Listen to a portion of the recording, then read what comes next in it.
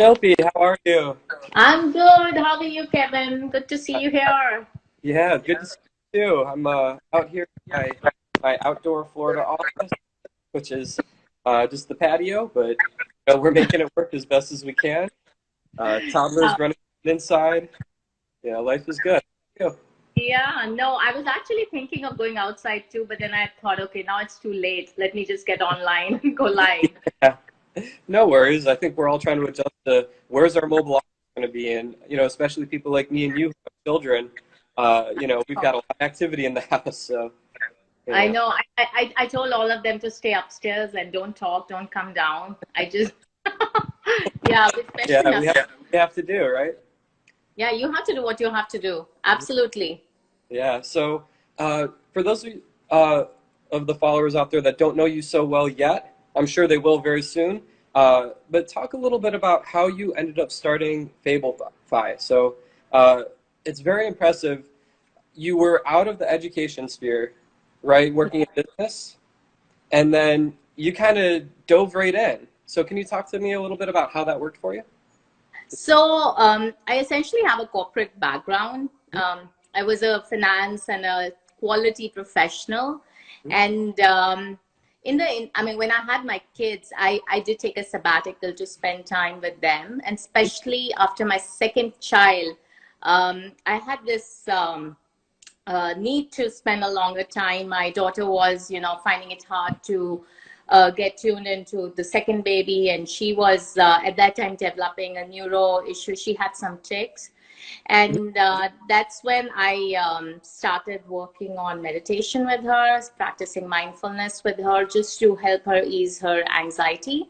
Because Hmm. at that time, she would her issues would go up when she would get a little anxious. And so I started working a lot with her. And when I saw the improvements in her and her ability to manage emotions, I thought, okay, this is a great concept that should have been taught to all of us. Even my own meditation practice has helped me a lot in my corporate world, and I always felt the need, the vacuum of social and emotional learning Right. in in corporate world. And that's when I decided to take it to the larger group, to education. I started very small, Hmm. and I started with just classes in the library and smaller schools, like Okay.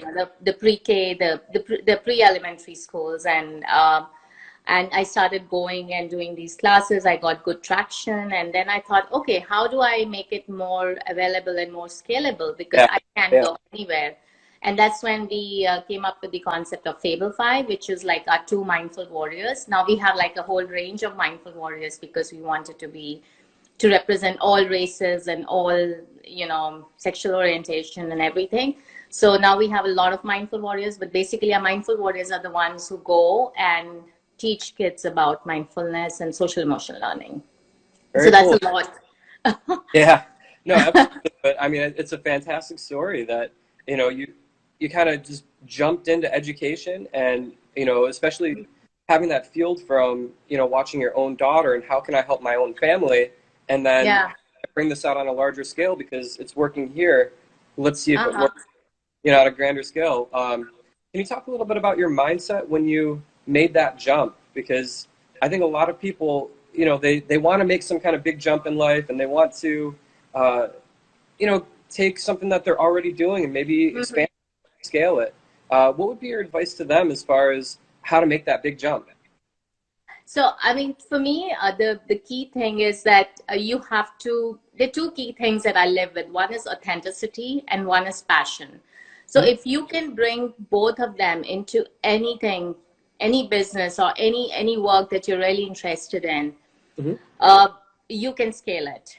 I mean, the primary thing is bringing the authenticity. I mean, today, a lot of people come to me and say, I mean, the reason we like you or we like your work is we find it real. It's not like Yeah. something that's made up.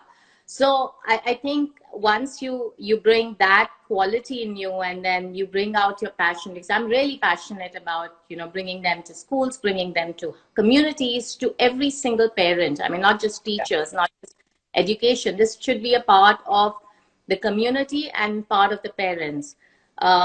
And and if you have those two, that will drive you no matter what your circumstances are, what your resources are. So that's my advice. Don't think that you're low on resource, because the resource is within, which is passion. Most companies, they fail within 3 years of, I think that's the Yes. statistics, Yeah. Mhm. Yeah. Yeah. And I think it's not the lack of resources, it's a lack of will. It's a lack of your ability to deal with failure. Mhm. So I think that's what I can tell Yeah. about. I mean, that's great advice. I mean, a lot of what we talk about over and over again is, you might have Mm-hmm. a good idea, you might have a good process, you need good passion. And if you're Yeah, not up 100% into what you're doing, you're not going to get exactly. that result that you're hoping for, right? Yeah, absolutely. A lot of people get caught up in the result, and I need my business Uh-huh. here, or I need my schooling to be here, my grades to be here. But they Yeah. forget, if you don't start with that passion, you're not going to get to that end goal that you're hoping for.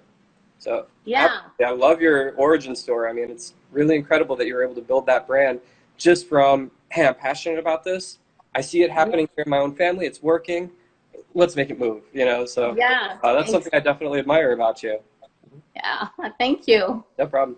So one thing I wanted to talk about with you a little bit. I know there's a lot of parents, teachers, students. Mm-hmm. We're all trying to navigate this change, right? And Absolutely.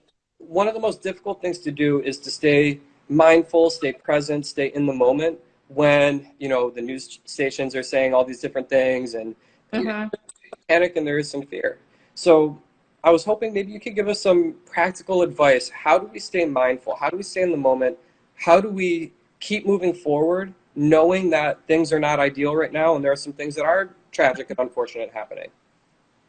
Yeah, so I mean, I do share a lot of advice online all the time, but one Yeah. practice I think that has saved me, and we practice this over and over again within the family, is the practice of gratitude. And I mean, you've seen from Twitter that I'm a big proponent of gratitude. It's simple, and it can be brought in anytime, anywhere. I mean, I shared this beautiful practice called the lotus of gratitude online, where you fold your hands. I'm holding my phone. I don't know if I can show it, but I'd love to. But Mhm. you let me see if I can plop it somewhere and show you the lotus of gratitude. Thank Yeah, so the lotus of gratitude is so simple. I mean, you just put your hands together and do it with your family, and you just start, counting your blessings. And as you do it, you just bring one hand out. So in the end, you have like 10 petals in your lotus.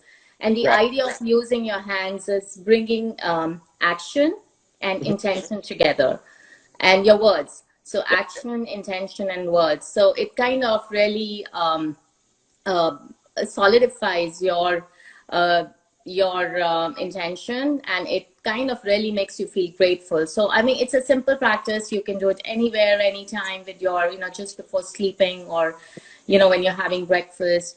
The other thing that I do is intentional smiling. I know it's so hard to smile in these days. Absolutely. Mhm. So just breathe in and then intentionally smile, and I think that really helps in just bringing happiness into you. Sometimes you have to, you would know, when you talk about habit building, you Mhm. talk about intent followed with action. Right. And mindfulness is not too different. I mean, it's an intention and action and focus together.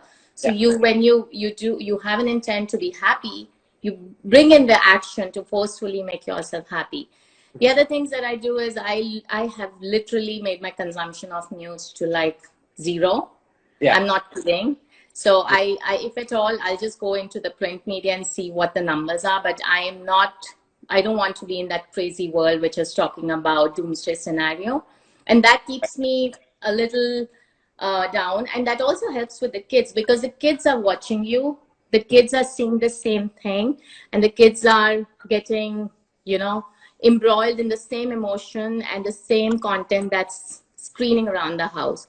So I would Right. recommend this to everybody, that even if you want to watch the news, don't do it in front of your kids, because they are getting affected, and they are definitely getting traumatized by all of this that's happening around you.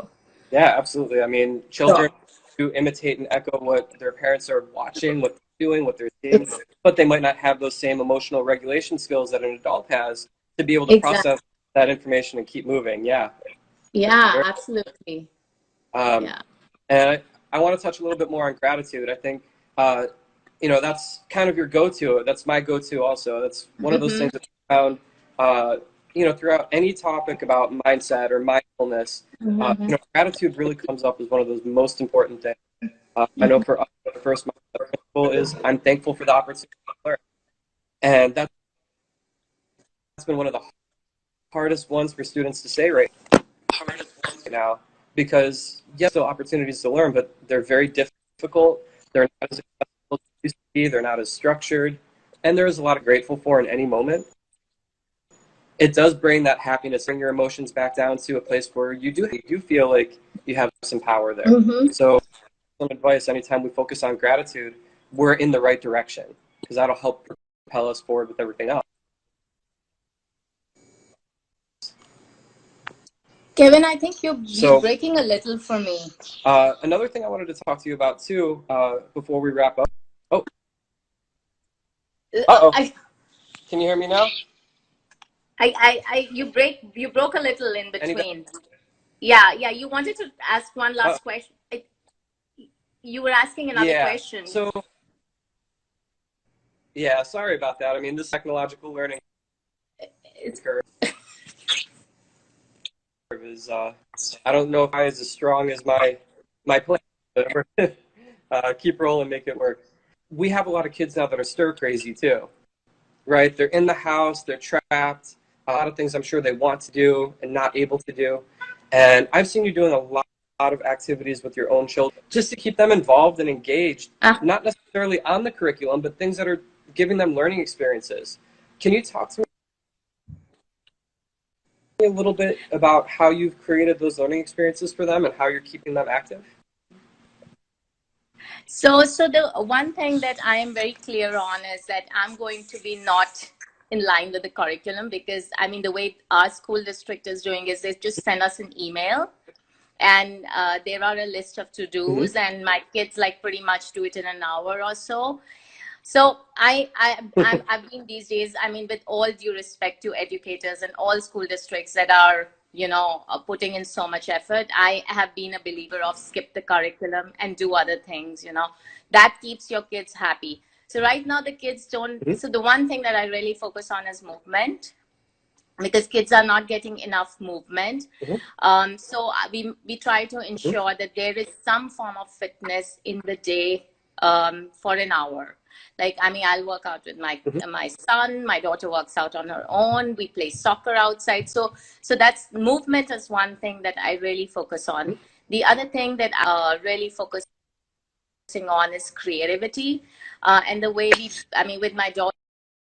So my daughter loves to do TikToks and she does dancing. So that's the place where I engaged with her.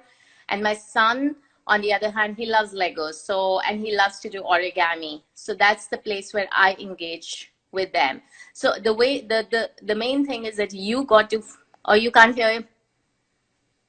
You I think it's technical. I don't know about our viewers if they can hear us.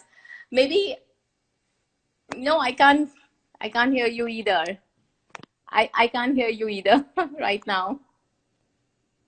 Oh, this is a bummer. No, I can't hear you. It's okay. You're good. You want to go live again? Oh, you can hear. The staff from podcast say that they can hear. Okay, it's audible to them. It's just not audible to each other. Oh, okay, great. So, okay, so one of us has to speak. Um, so I'll speak. Uh, oh, they can hear. Okay, they can hear. So I'll talk. So basically, the important thing is you have to engage at a place that intersects with your kids. My daughter. I as I said earlier, my daughter is into TikTok. My son's into Legos, and he's into origami. So those are the places that we engage in, and I think it's important at this point of time to allow them to self-learn. I see my daughter dabbling a lot in cooking. And to me, cooking is not just, making something. It's got math involved in it. It's got algorithms involved in it, and it's got measurements involved in it, and at the same time it's creative. So let them be. At this point of time, they're dealing as much as we are, and that's the only advice I have for other parents.